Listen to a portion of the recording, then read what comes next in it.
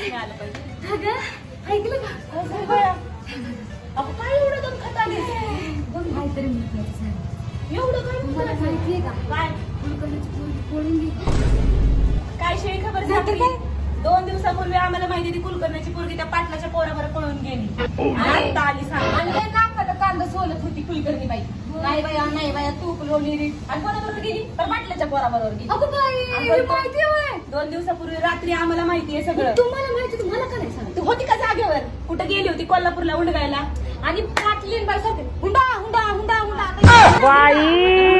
पोरगं नाही गेले दोघं भर. आणि